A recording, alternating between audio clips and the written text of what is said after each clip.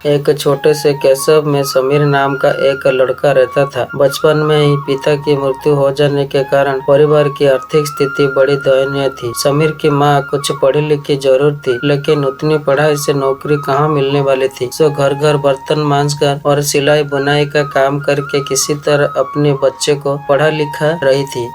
समीर स्वभाव में थोड़ा शर्मीला था और अक्सर चुपचाप बैठा रहता था। एक दिन जब वो स्कूल से लौटा तो उसके हाथ में एक लिफाफा था। उसने माँ को लिफाफा पकड़ाते हुए कहा, माँ, मास्टर साहब ने तुम्हारे लिए एक चिट्ठी भेजी है, जरा देखो तो इसमें क्या लिखा है। माँ ने मन ही मन चिट्ठी पढ़ी और मुस्कुरा कर बोली, बेटा, इसमें लिखा है कि आपका बेटा काफी होशियार है। इसी स्कूल के बाकी बच्चों के तुलना में इसका दिमाग बहुत तेज है और हमारे पास इसी पढ़ाने लायक शिक्षक नहीं है, इसीलिए कल से आप इसे किसी और स्कूल में भेजें। ये बात सुनकर समीर का स्कूल ना जाना कह सकने का दुख तो हुआ, पर साथ ही उसका मन आत्मविश्वास से भर गया था कि वो कुछ खास है और उसकी बुद्धि तीव्र है। माँ ने उसका दाखिला अन्य स्कूल में कर दिया। समय बीतने लगा। समीर ने खूब मेहनत से पढ़ाई की। आगे चलकर उसने सिविल सर्विस का परीक्षा भी पास करी और IAS ऑफिसर बन गया। समीर की माँ अब बूढ़ी हो चुकी थी और कई दिनों से बीमार भी चल रही थी और एक दिन अचानक उनकी मृत्यु भी हो गई।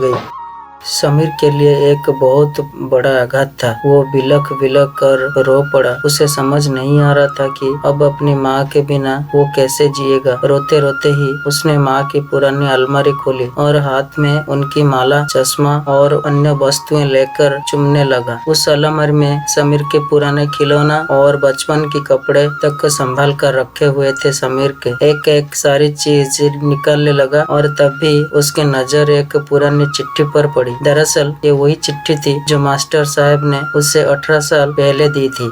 नमो आंखों से समीर उसे पढ़ने लगा। आदरणीय अभिभावक, आपको बताते हुए हमें अफसोस हो रहा है कि आपका बेटा समीर पढ़ाई में बेहद कमजोर है और खेल कूद में भी भाग नहीं लेता है। जाना पड़ता है कि उम्र के हिसाब से समीर की बुद्धि विकसित नहीं हो पा रही है, अतः हम इसे अपने विद्यालय में पढ़ाने में असमर्थ है। आपसे निवेदन है कि समीर का दाखिला किसी मंदबुद्धि विद्यालय में कराएं अथवा खुद घर पर रहकर इसे पढ़ाएं।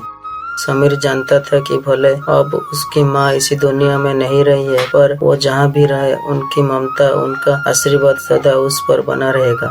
Thanks for watching. आपको हमारी इसी कहानी कैसा लगा जरूर बताइए। वीडियो अच्छा लगा तो जरूर लाइक करना और चैनल में नए तो सब्सक्राइब मत भूलिए मेरा दोस्त। आगे हमें अच्छा सपोर्ट दीजिए।